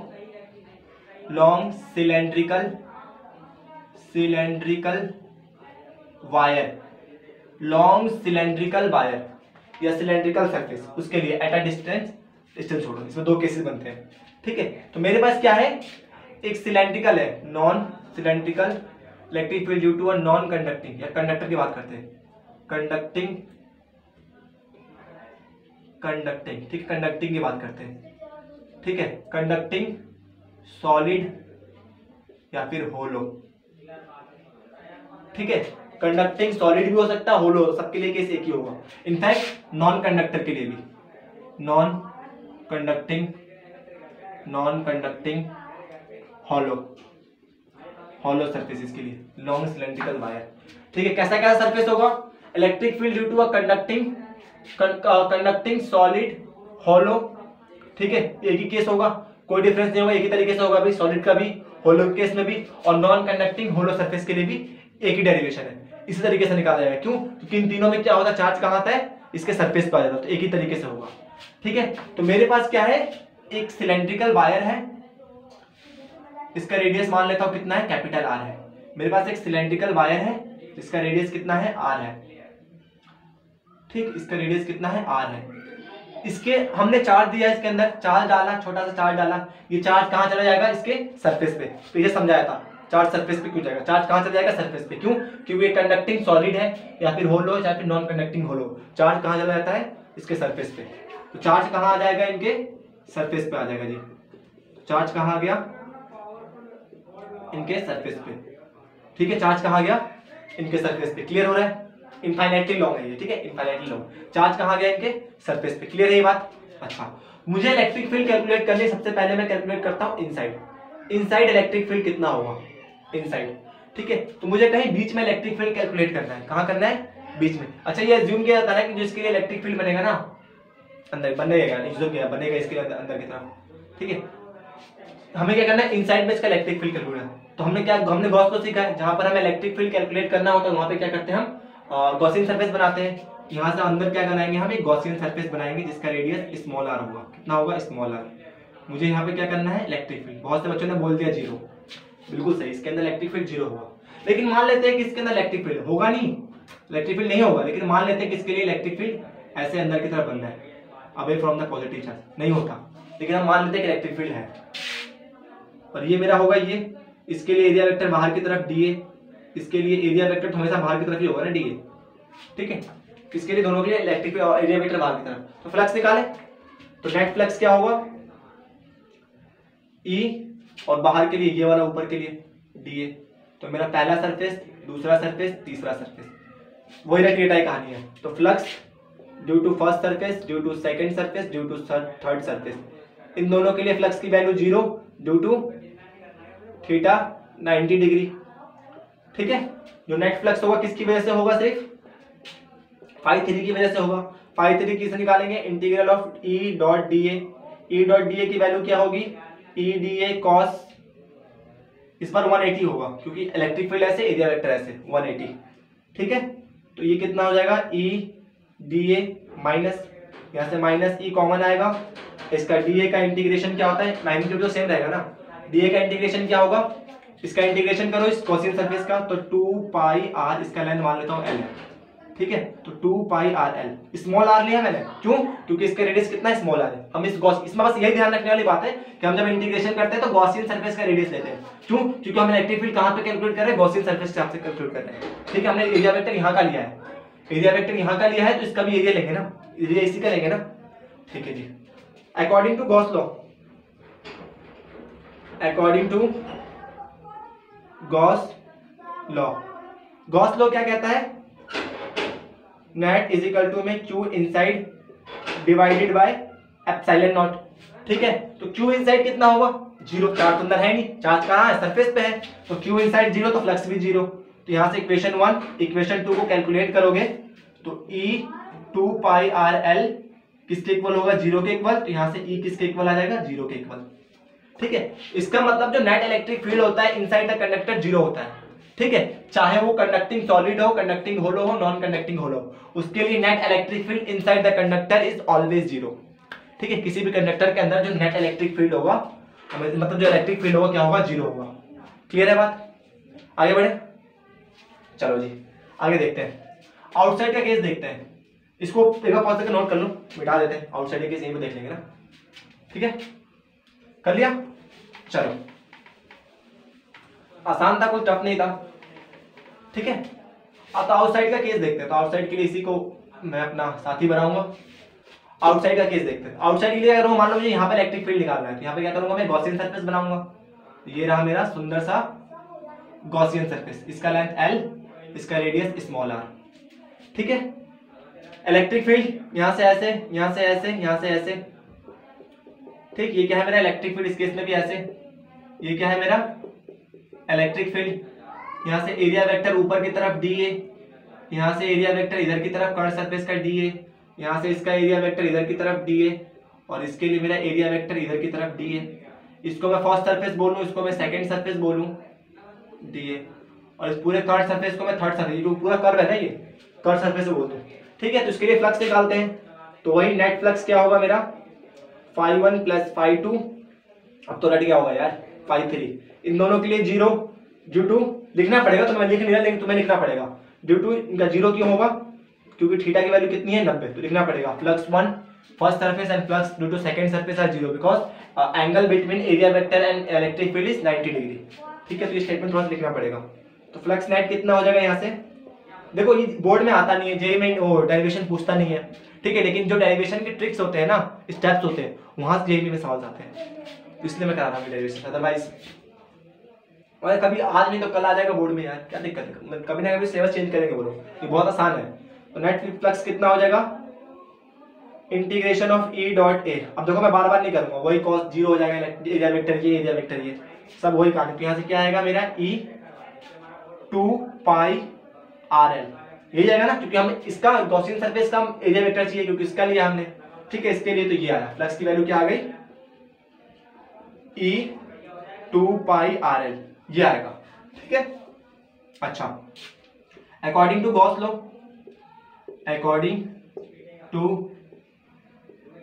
Gauss law, Gauss law क्या कहता है, flux net is equal to में Q inside divided by epsilon naught, ये कहता है गॉस लॉ, ठीक है। तो फ्लक्स नेट कितना होगा इस केस में, क्यू इनसाइड की वैल्यू निकालना सीख ही लेगा हमने, क्या सीखा है, पाई, ये लेंथ कितना है एल, ये पूरा लेंथ कितना है इसका एल, गॉसियन सरफेस का, इतने लेंथ में मुझे चाहिए, क्यू इनसाइड तो इतना ही हुआ ना, हमें इतने का चार्ज चाहिए, इतने इसके अंदर कितना चार्ज है, ये वाला एल और इसकी चार्ज डेंसिटी, ठीक है। तो क्यू एल नहीं, इस केस में देखो, ये केस में अलग होगा, यहाँ पर क्या होगा, सरफेस चार्ज डेंसिटी निकालेंगे, क्या निकालेंगे, इसमें यही ट्रिक था, इसमें क्या गलती हो जाती है, लीनियर चार्ज नहीं बोल रहे, इसमें क्या होता है, सरफेस चार्ज डेंसिटी होता है, वो क्या होता था, sigma q is equal to में एरिया, यही तो होता था, सरफेस चार्ज डेंसिटी, पूरे का सरफेस का निकालेंगे ना, ठीक है। ये चार्ज क्या है, पूरे सरफेस पे डिस्ट्रीब्यूटेड है, लीनियरली डिस्ट्रीब्यूट नहीं, पूरे सरफेस पे, याद है पहले वीडियो पढ़ाया था, पूरे चार्ज क्या होता है, सरफेस पे डिस्ट्रीब्यूट होता है, तो इसका पूरा सरफेस का निकालेंगे, ठीक है।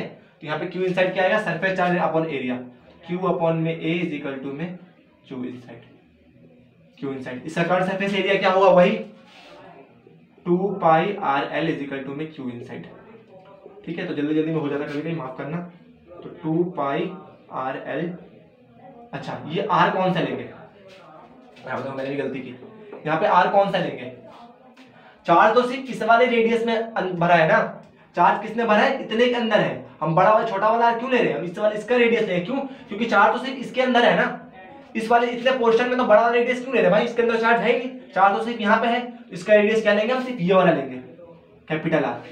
बात क्लियर हो रही है, इसमें यही सब ट्रिक होता है, एक दो रेडियस कौन सा रखना है। इस वाले में जब हम इस क्यू नेट से निकालें, क्यू इनसाइड में कितना होगा, सिर्फ ये वाला चार्ज आएगा, बाहर के आर से तो मतलब ही नहीं है, हमें अंदर से मतलब है, अंदर कितना चार्ज है, तो एरिया भी तो अंदर वाला ले रहे हैं, एरिया कहाँ ले रहे हैं, अंदर वाला ले रहे हैं, तो जब एरिया अंदर के लेंगे तो रेडियस भी तो अंदर वाला ही आएगा। आई होप सो, ठीक है, समझ में आया होगा। दोनों को इक्वेट करो, तो ई कितना है हमारे यहाँ से, ई इज इक्वल टू में 2 pi R L is equal to में sigma 2 pi capital R L epsilon naught, 2 pi से 2 पाई चल बसा, एल से एल चल बसा। ई की वैल्यू कितनी आई इस केस में, ई की वैल्यू आई मेरी sigma capital R epsilon naught divided by small R, तो ये मेरी आई net electric field due to outside the, ये किसका केस है, आउटसाइड का, outside of a cylindrical wire, एक सिलेंड्रिकल वायर के आउटसाइड इतनी इलेक्ट्रिक फील्ड होती है, याद होना चाहिए। ये पूरा ऐसे याद करोगे तो काम आएगा, यही सब काम आने वाला है, आने वाला अगले लेसन पता लग जाएगा आपको, अगले वीडियो जब अगला चालू करूंगा अगला चैप्टर, उसमें आपको दिख जाएगा। ये तेज तो नहीं होता मेरा वीडियो, बहुत लोगों ने कमेंट किया है कि बहुत तेज बोलते हो, ठीक है, ट्राई करता हूँ धीरे धीरे बोलने का, ठीक है। तो ये सिग्मा लीनियर चार्ज डेंसिटी और sorry surface charge density, r क्या है मेरा, रेडियस ये भी कांस्टेंट, ये भी कांस्टेंट, एप्सिलॉन भी कांस्टेंट, तो ये किसके ऊपर डिपेंड कर रहा है, ये किसके ऊपर डिपेंड कर रहा है, ई अपॉन आर के ऊपर, ठीक है। पहले वाले केस में किसके ऊपर डिपेंड कर रहा था, इनसाइड 0 था, ई इनसाइड कितना था, 0 था। तो इसके लिए जो ग्राफ बनेगा ई वर्सेस, इसके लिए जो ग्राफ बनता है ई वर्सेस आर का कैसे बनता है, ये मेरा सिलेंड्रिकल कंडक्टिंग या नॉन कंडक्टिंग होलो, ठीक है। इसके अंदर कितना इलेक्ट्रिक फील्ड 0 रहेगा, ये मेरा इलेक्ट्रिक फील्ड इधर है, ये मेरा आर है, अंदर इलेक्ट्रिक फील्ड कितना रहेगा 0, तो यहाँ पे 0 रहेगा, ठीक। और इसके बाद कैसे चार्ज इनवर्सली प्रोपोर्शनल है ना, ये किसके इनवर्सली प्रोपोर्शनल है, 1/r के इनवर्सली प्रोपोर्शनल है, तो यहाँ से कैसे घटेगा, यूं घटेगा, सिंपल सी बात है। जैसे जैसे इससे दूर जाएंगे डिस्टेंस बढ़ेगा तो इलेक्ट्रिक फील्ड का इंटेंसिटी भी तो कमी होगा, ठीक है। तो ये देखो इंपॉर्टेंट पॉइंट है, यहाँ से ये बात याद रखना बस, ठीक है। डेरिवेशन से ट्रिक याद रखना स्टेप्स, क्योंकि क्वेश्चंस में स्टेप्स काम आएंगे, ठीक है। तो पॉज करके नोट करो, इसको आ सकता है बोर्ड में, इजी है, सिलेबस में अभी नहीं है लेकिन कभी ना कभी तो होगा ही, इस साल का सिलेबस अभी देखते हैं, नोट करो पॉज करके, कर लिया, ठीक है। लेकिन आज तक बोर्ड में कभी आया नहीं, सिलेबस में है भी नहीं है, ठीक है। चलो ये तो क्या था, कंडक्टिंग सॉलिड था, क्या था, कंडक्टिंग सॉलिड होलो नॉन कंडक्टिंग होलो, उसके केस के लिए था ये। अब बात करते हैं हम थोड़ा सा किसके बारे में, अब बात करते हैं थोड़ा सा हम नॉन कंडक्टिंग सॉलिड के बारे में, क्योंकि उसी केस में अलग हो रहा था, वही केस तो अलग था ना, चाहे कंडक्टिंग सॉलिड हो, कंडक्टिंग होलो हो, नॉन कंडक्टिंग होलो हो, सब में केस में क्या हो रहा था, चार्ज कहाँ चला जाता था, सरफेस के ऊपर चला जाता था। लेकिन नॉन कंडक्टिंग सॉलिड के केस में चार्ज कहाँ रहता था, सरफेस पे नहीं जाता था, दिखाया था ये बात। तो देखो कैसे होगा इस केस में, मेरे पास क्या है, इलेक्ट्रिक फील्ड निकालना है मुझे, electric field due to non conducting solid long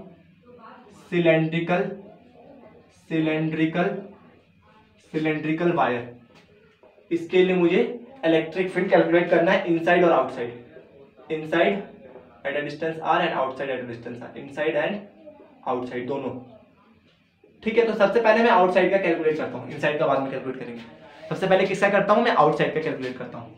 मेरे पास क्या है, एक नॉन कंडक्टिंग होलो सिलेंडर है, क्या है मेरे पास, चलो छोटा सा दोनों केस में अलग करूँगा, किसकी बात कर रहा हूँ मैं, सबसे पहले आउटसाइड की बात कर रहा हूँ, ठीक है। तो आउटसाइड के केस में क्या होगा, मेरे पास एक नॉन कंडक्टिंग सिलेंडर है, ठीक है, जिसका रेडियस कितना है, कैपिटल आर, रेडियस कितना है, कैपिटल आर। इस पूरे में क्या है, चार्ज लीनियरली डिस्ट्रीब्यूट हो जाएगा, लीनियरली क्या है, सरफेस पे पूरे में चार्ज क्या हो जाएगा, वॉल्यूम में डिस्ट्रीब्यूट हो जाएगा, ठीक है। समझ सकते हो कि मेरे पास क्या है, एक बोतल है, उस बोतल के अंदर हमने चार्ज भर दिया है, बोतल में कंचे भरते हो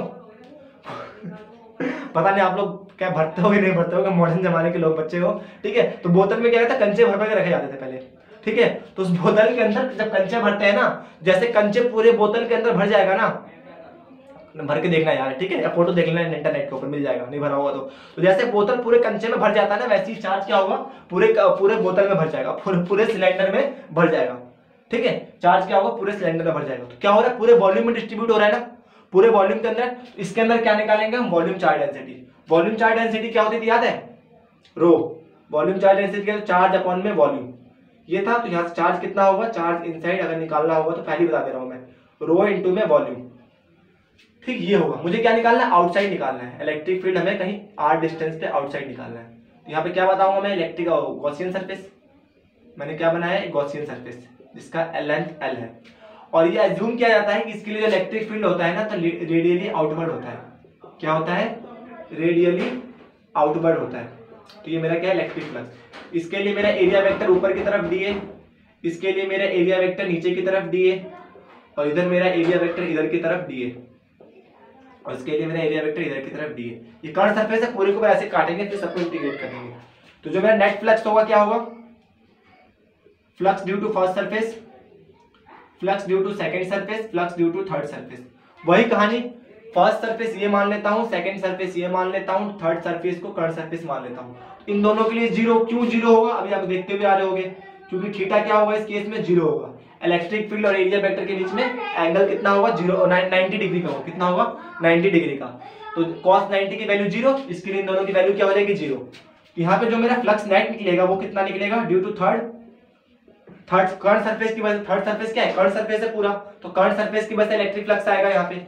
अच्छा जी, अभी आपको रट गया होगा ये क्या होगा, integration of E dot D A, ठीक है, मतलब ई डी ए कॉस की थीटा की वैल्यू क्या होगी, इलेक्ट्रिक फील्ड भी इधर, एरिया वेक्टर भी इधर, तो जीरो होगा। इस केस में तभी तो 90 जीरो हुए थे, क्यों, क्योंकि थीटा कितना 90 बन रहा था, cos 90 इज जीरो, ठीक है। तो यहां से फ्लक्स नेट कितना आएगा, ई, माफ करना, ई कांस्टेंट आएगा यहाँ से, cos 0 इज 1, यहां से लिख सकता हूं ई बाहर आ जाएगा डी ए, cos 0 की वैल्यू 1 होती है ना, ठीक। तो यहाँ से ई इलेक्ट्रिक फील्ड है, इसका एरिया क्या होगा, इस वाले का एरिया लेंगे, एरिया वेक्टर ने इसका निकालना है, तो बड़े वाले का एरिया क्या होगा, 2 पाई आर एल, क्या होगा 2 पाई स्मॉल एल है ना, इसका रेडियस कितना है, गॉसियन सरफेस का स्मॉल आर है, सब लिख लेना, let a Gaussian surface of a radius r, ठीक है, कितना है, स्मॉल आर एल, ये कहानी बनेगा, ठीक। According to Gauss law,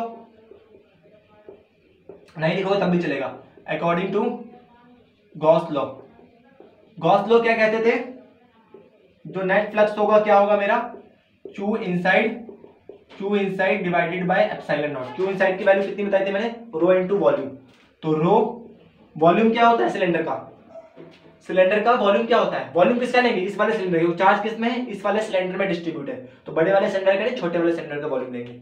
volume क्या होता है, पाई आर स्क्वायर एच, तो पाई आर इसका लेंगे क्योंकि इसके अंदर चार्ज डिस्ट्रीब्यूटेड है, ठीक है, पाई आर स्क्वायर एच की वैल्यू कितनी है, हमें तो इतने से मतलब है ना, एल लेंगे, क्यों, क्योंकि हमें बस इतने से मतलब है, पूरे से मतलब थोड़ी ना, हमें गॉसियन सरफेस में कितना चार्ज इनक्लोज हुआ है, मुझसे मतलब है, ठीक है। तो यहाँ से कितना आ जाएगा, क्यू नेट, यहाँ से आएगा मेरा रो पाई आर स्क्वायर एल, दोनों को इक्वेट करो, तो यहाँ से ई कितना आ जाएगा, E 2 pi R L is equal to में rho pi R square L से एल चल बसा, 2 पाई से पाई चल बसा, तो ई कितना आया मेरा, रो आर स्क्वायर बाई 2, यहाँ पर 2 नहीं जाएगा ना, 2 आर, ठीक है। यहाँ से कितना आया, rho pi by rho R square upon में 2 आर, ठीक है, ये आएगा। तो इलेक्ट्रिक फील्ड किसके प्रोपोर्शनल है, इनवर्सली प्रोपोर्शनल आर, क्यों, क्योंकि रो कांस्टेंट आर कांस्टेंट, इसका रेडियस चेंज नहीं होने वाला ना, 2 कांस्टेंट, आर की वैल्यू को हम चेंज करेंगे, ऐसे ऐसे इलेक्ट्रिक फील्ड की वैल्यू घटेगी, आर की वैल्यू को बढ़ाएंगे इलेक्ट्रिक फील्ड घटेगा, आर की वैल्यू कम करेंगे इलेक्ट्रिक फील्ड बढ़ेगा, ठीक है। तो पॉज करके देखो, तो ये तो था आउटसाइड वाला केस, ये भी इजी था, क्या था, ये भी तो बहुत इजी था, ठीक है। अब बात करेंगे अंदर वाले केस की, हो गया, पॉज करके नोट कर लिया, चलो आगे बढ़े, चलो अब बात करते हैं इसके केस के लिए कि इनसाइड, ये सबसे इंपॉर्टेंट टॉपिक है, मतलब जितने वक्त डेरिवेशन का है तो सबसे इंपॉर्टेंट यही वाला होगा, और थोड़ा सा इसमें कंसेप्चुअल होगा। इनसाइड के केस से बात करेंगे, इनसाइड कहानी क्या होगी, लास्ट है आज का, ठीक है, काफी लेंथी वीडियो होगा मुझे पता है, बट क्या करें, इंपॉर्टेंट टॉपिक है, जेई के पॉइंट ऑफ व्यू से, बोर्ड के पॉइंट ऑफ व्यू से भी, इसलिए करना इंपॉर्टेंट था ये, ठीक। मेरे पास क्या है, एक सिलेंडर है जिसका रेडियस जिसका रेडियस कितना है r है, इसका रेडियस कितना है r है। अब इस पूरे में क्या है, चार्ज है, चार्ज क्या है पूरे वॉल्यूम के अंदर लीनियरली डिस्ट्रीब्यूटेड है, पूरे वॉल्यूम के अंदर क्या है, चार्ज डिस्ट्रीब्यूटेड है। हमें क्या निकालना है, इलेक्ट्रिक फील्ड इनसाइड निकालना है। जहां पे मुझे इलेक्ट्रिक फील्ड निकालना होता है वहां पे क्या बनाता हूं मैं, गॉसियन सरफेस। तो यहाँ पे क्या बनाया मैंने, एक छोटा सा गॉसियन सरफेस। ठीक, इस गॉसियन सरफेस से एरिया वेक्टर बाहर की तरफ बनेगा dA, और इलेक्ट्रिक फील्ड तो हमें पता है बाहर की तरफ जा ही रहा है, हर केस में इलेक्ट्रिक फील्ड कहां जा रहा है, इसके एक्सिस से बाहर की तरफ जा रहा है। इसके लिए भी dA, यहाँ पर भी dA, और यहाँ पर भी मेरा क्या बनेगा, dA, ये बनेगा। ठीक है, सबके लिए, इसके लिए इलेक्ट्रिक, क्योंकि हमें जहां पर इलेक्ट्रिक फील्ड निकालना होता है वहां पे क्या बनाते हैं, गॉसियन सरफेस। इसका रेडियस मान लेता हूँ स्मॉल r है और लेंथ l है। ठीक है, ये सब लिख लेना। ठीक है, अब Gaussian surface of length r and radius small r। ठीक है, नहीं लिखोगे तब भी काम चलेगा, लेकिन लिख लोगे तुम्हारे रिवीजन के टाइम में आसानी रहेगा। ठीक है, तो यहाँ से नेट फ्लक्स क्या होगा, नेट फ्लक्स होगा due to flux first surface, flux second surface, flux third surface. इन दोनों के लिए फ्लक्स की value 0 because theta is 90 degree. Now flux net is comes to be flux due to third surface. Third surface का flux कैसे निकलेगा, integration of E dot dA। ठीक है, इनके बीच क्या आएगा, 0 डिग्री, इलेक्ट्रिक फील्ड भी ऐसे, एरिया वेक्टर भी ऐसे। तो यहाँ से क्या हो जाएगा, E तो कांस्टेंट है, चलो लिख दे, कॉस टाइप लिख ही दे, close E dA cos 0 is 1। यहाँ से E कांस्टेंट, E कांस्टेंट तो बाहर आ जाएगा। एरिया वेक्टर का इंटीग्रेशन, तो एरिया का कर्व सरफेस एरिया का इंटीग्रेशन क्या होता है, 2 पाई r, ये होगा। अच्छा, according to Gauss law, Gauss law क्या कहते थे, अकॉर्डिंग टू गॉस लॉ, तो गॉस लॉ के हिसाब से, गॉस लॉ के हिसाब से फ्लक्स क्या था, F net is equal to में Q inside, F net is equal to में Q inside divided by epsilon naught. Gauss law के हिसाब से फ्लक्स ये था, क्लियर है। तो यहाँ से एफ नेट कितना हो जाएगा, क्यू इनसाइड की वैल्यू रो अपॉन में वॉल्यूम, रो इनटू वॉल्यूम बताया था ना, रो इनटू वॉल्यूम एप्सिलॉन नॉट, यहाँ पे कभी कराया था, जो क्यू इनसाइड होता है, जो मेरा रो की वैल्यू, क्योंकि वो चार्ज का है पूरे वॉल्यूम में डिस्ट्रीब्यूट है ना, तो क्यू अपॉन में वॉल्यूम, तो यहाँ से क्यू क्या आ जाएगा, रो अपॉन में बी, तो क्यू इनसाइड कितना होगा, रो अपॉन में बी। अच्छा, इस बार हम क्या लेंगे, इस बार हम वॉल्यूम किसका लेंगे, इस बार हम इसका वॉल्यूम लेंगे, क्योंकि चार्ज सिर्फ इतने में है। पहली बार हम इसका रेडियस क्यों ले रहे थे, क्योंकि हम बाहर निकाल रहे थे, तो हम इतने में चार्ज था तो इसका रेडियस ले रहे थे। इस बार चार्ज कहाँ है, सिर्फ इतने के अंदर क्लोज है, तो हम क्या करेंगे, इसका रेडियस लेंगे। बस यही ट्रिक था इसके अंदर, और कुछ नहीं, बाकी सब वही कहानी। तो रो, इसका वॉल्यूम क्या होगा, पाई r स्क्वायर l। r छोटा वाला क्यों लिया, क्योंकि चार्ज इतने के अंदर ही क्लोज है, अपॉन में एप्सिलॉन नॉट। दोनों को इक्वेट करो तो E 2 pi r l is equal to में rho pi r square l divided by epsilon naught. l से l चल बसा, r से r चल बसा, पाई से पाई चल बसा, E की वैल्यू क्या आएगी इस केस में, रो, एक r तो बचा है ना जी वहां पे, rho r divided by 2 epsilon naught, rho r divided by 2 epsilon naught. तो यहाँ पे ध्यान से देखो तो r किसके डायरेक्टली प्रोपोर्शनल है, r के, दिख भी रहा है, E किसके प्रोपोर्शनल है, r के डायरेक्टली प्रोपोर्शनल है। इसका मतलब जैसे जैसे हम सरफेस में आगे की तरफ दूर जाएंगे, इलेक्ट्रिक फील्ड की वैल्यू क्या होगी, बढ़ेगी। क्यों, इस चीज को सोच सकते हो, मान लो जैसे जैसे हम गॉसियन सरफेस का एरिया बढ़ाएंगे तो नंबर ऑफ चार्ज इनसाइड बढ़ेगा, अंदर चार्ज, क्योंकि गॉसियन सरफेस का एरिया बढ़ेगा तो चार्ज इनसाइड भी तो बढ़ेगा। क्यों, क्योंकि इसका वॉल्यूम बढ़ रहा है, एरिया बढ़ाने से क्या होगा, वॉल्यूम भी बढ़ेगा, क्योंकि वॉल्यूम का फॉर्मूला क्या होता है, बेस एरिया इनटू हाइट। तो एरिया बढ़ाएंगे तो वॉल्यूम भी बढ़ेगा, हाइट तो सेम रहेगा, तो वॉल्यूम बढ़ेगा तो चार्ज इनसाइड बढ़ेगा, जब चार्ज इनसाइड बढ़ेगा तो इलेक्ट्रिक फील्ड की वैल्यू तो बढ़ेगी ना, इलेक्ट्रिक फील्ड चार्ज जब अंदर बढ़ेगा तो इलेक्ट्रिक फील्ड की वैल्यू बढ़ेगी, ज्यादा नंबर ऑफ चार्ज तो ज्यादा फील्ड लाइंस। ठीक है, तो बढ़ेगा भी। सेंटर पे अगर आर की वैल्यू मान लो, उसके सेंटर पे निकालना होता 0। ठीक है, तो इससे पहले वाले केस में क्या था, ये तो किसके लिए है, इनसाइड के लिए, इनसाइड के लिए। आउटसाइड के लिए क्या आया था, आर इनवर्सली 1/r, ये था किसके लिए, आउटसाइड के लिए ये आया था। ठीक है, इसके लिए E वर्सेस R का ग्राफ क्या बनेगा, E वर्सेस R का ग्राफ कैसा बनेगा सोच के देख सकते हो, ये R, यहाँ पे E, यहाँ पे मैंने सिलेंडर बनाया, non conductor solid, non conducting solid cylinder. ठीक है, तो देखो चार्ज अंदर क्या है, बढ़ रहा है, डायरेक्टली प्रोपोर्शनल, तो चार्ज पहले क्या होगा, अंदर बढ़ेगा। जब तक मैं अंदर था, जैसे जैसे डिस्टेंस बढ़ा, इलेक्ट्रिक फील्ड की वैल्यू बढ़ी। देखो जैसे डिस्टेंस बढ़ रहा है, यहाँ से डिस्टेंस बढ़ा, इलेक्ट्रिक फील्ड की वैल्यू भी बढ़ रही है। लेकिन जैसे बाहर आया मैं, बाहर आने के साथ क्या हो गया, इनवर्सली प्रोपोर्शनल, चार्ज जैसे जैसे दूर जा रहा हूँ, इलेक्ट्रिक फील्ड की वैल्यू घट रही है। तो ये बनेगा मेरा ये बनेगा ऐसा, ठीक है। तो ये इसका ग्राफ आता है, ग्राफ भी आता है जेईई मेंस के एग्जाम में, मेंस में भी आता है, ठीक है, नीट में आता है। तो ये सबसे आसान टॉपिक था, ठीक है, मतलब इसमें 2 क्वेश्चन अच्छे थे, डेरिवेशन बहुत आसान तरीके से। देखो ये डेरिवेशन पता है क्यों जरूरी है, क्योंकि इससे हमारे कंसेप्ट अच्छे होते हैं। ऑल तो ये आता है बोर्ड में पूछा नहीं गया है, ठीक है, लेकिन इन सारे सवालों करने से क्या होता है, हमारे कंसेप्ट अच्छे होते हैं। क्यों? क्योंकि हमें कहाँ का एरिया वेक्टर लेना है, कहाँ का इलेक्ट्रिक फील्ड लेना है, कब हमें कैपिटल आर लेना है, कब हमें स्मॉल आर लेना है, तो ये सब चीजें क्लियर होती है, ठीक है। तो इस सबको अच्छे से करो, फिर मिलेंगे नेक्स्ट वीडियो में। वो वीडियो बहुत इंपॉर्टेंट होगा बोर्ड के पॉइंट ऑफ व्यू से, उसमें तो मजा ही आ जाएगा आप लोगों को, ठीक है। फिर मिलते हैं नेक्स्ट वीडियो में।